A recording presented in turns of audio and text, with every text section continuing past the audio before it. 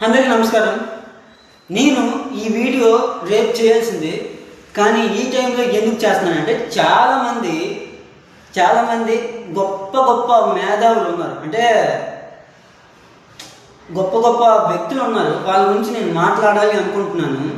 అంటే దేవుడి గురించి ఎంత బ్యాడ్గా మాట్లాడుతున్నారంటే, ఎంత నీచంగా మాట్లాడుతున్నారంటే, ఇలాంటి వాళ్ళని ముందు జైలుకి తీసుకెళ్ళి వాళ్ళకి ఇంకొకలా చెయ్యాలంటేనే భయపడేలాగా శిక్ష వేయాలి. కెమెరాల ముందుకు వచ్చి దేవుడి గురించి ఏది పడితే అది మాట్లాడేస్తాం అనుకుంటున్నారు చాలామంది.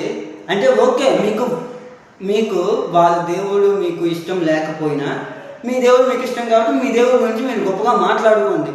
కానీ మధ్యలో వాళ్ళ దేవుడిని లాగి తిట్టడం అనేది చాలా వరకు తప్పు అని నేను చెప్తున్నాను.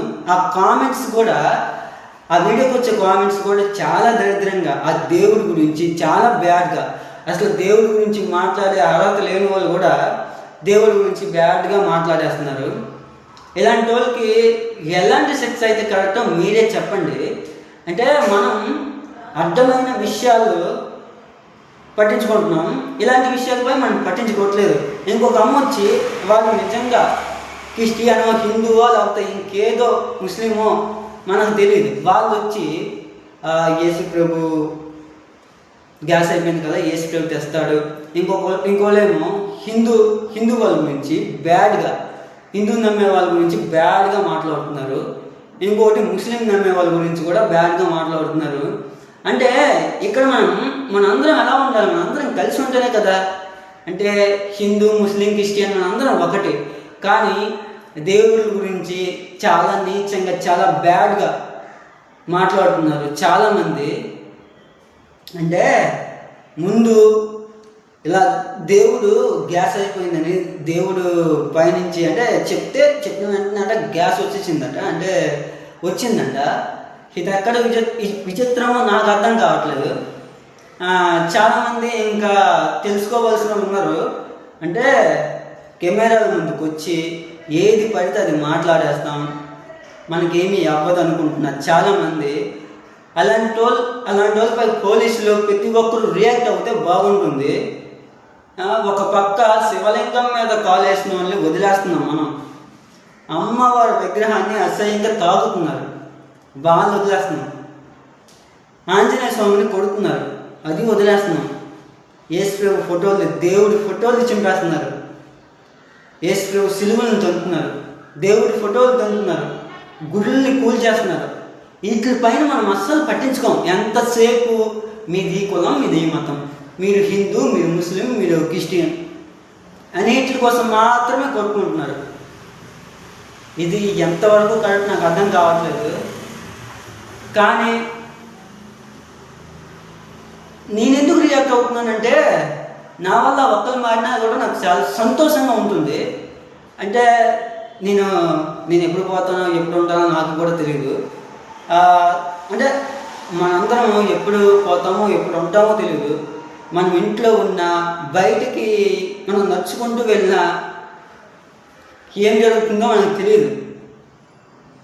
అంతే, సడన్గా మనకి దేవుడు చావకపోయినా పక్కన వాళ్ళ నుంచి మనకి చావు వచ్చేస్తుంది ఆటోమేటిక్గా. ఒకరు మన తప్పు లేకపోయినా తాగి బండి నడిపి మనం గుద్దేస్తారు. అప్పుడు మనం ఏం చేస్తాం? ఏమీ చేయలేం, దేవుడి దగ్గరికి వెళ్ళిపోవడమే. ఆ వెళ్ళిపోయే లోపైన అందరికీ మంచి చేయాలి, అంతేగాని నోటికి ఏది వస్తే అది దేవుడి గురించి బ్యాడ్గా మాట్లాడితే, ఇవి చాలామంది ఎలా ఉందనంటే, నాకు ఎక్కడ లేని కోపం వస్తుంది.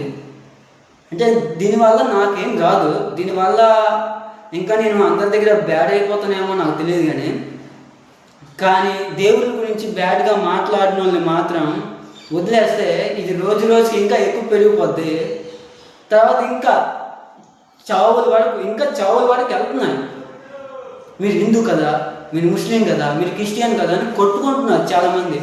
రేపు చంపుకోవడాల వరకు వెళ్తుంది. ప్లీజ్, ఇది ఇప్పటికైనా జరగకుండా ఉండాలి. మనందరం ఒకటి, హిందూ, ముస్లిం, క్రిస్టియన్ మనందరం ఒకటి.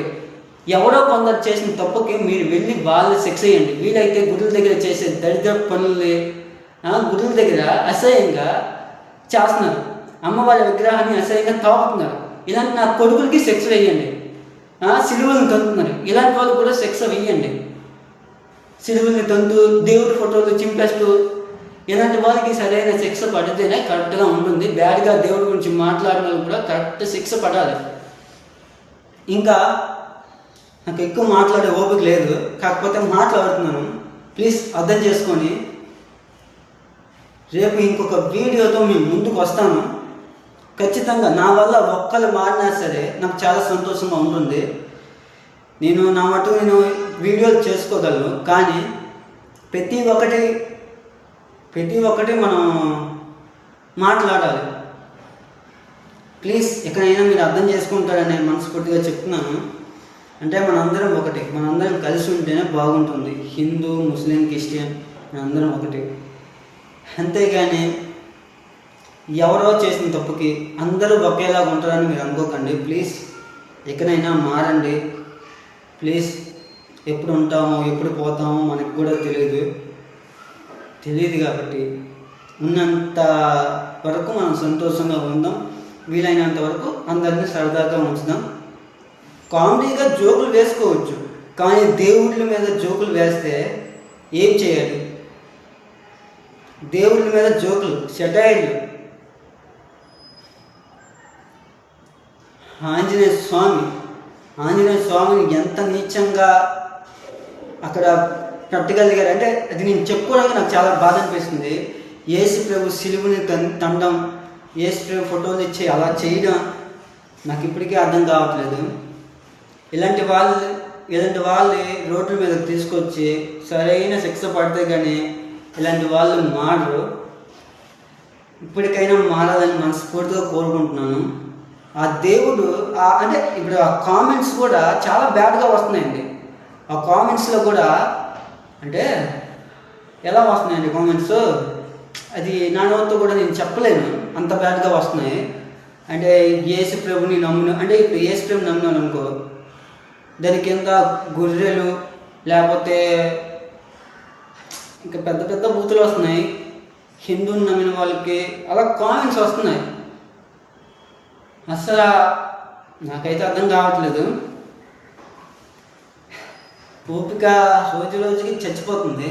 రోజుకి అంటే మనకుండే నేను ఇప్పుడు చేసుకోగలను నా ఓన్గా నేనేవో వీడియోలు చేసుకోగలను, కానీ జస్ట్ ఇందాక చూసినప్పుడు ఇందాక దేవుళ్ళ గురించి ఎంత చెత్తగా ఎంత బ్యాడ్గా మాట్లాడతారా? అంటే ఇలాంటి వాళ్ళకి మనం శిక్ష అంటే మనము ఇంకా అంటే వాళ్ళకి శిక్ష వేయకుండా మనం ఇంకా వాళ్ళకి తిరిగి ఇంకా చేయండి అనేసి వాళ్ళకి ఇంకా మనం గెలిపిస్తున్నాం. అంటే లక్షల వ్యూస్, కోట్ల వ్యూస్ వచ్చి వాళ్ళు ఇంకా సపోర్ట్ చేస్తున్నారు. బ్యాడ్ కామెంట్స్ కాక వాళ్ళకి మంచిగా వాళ్ళకి ఫేవర్గా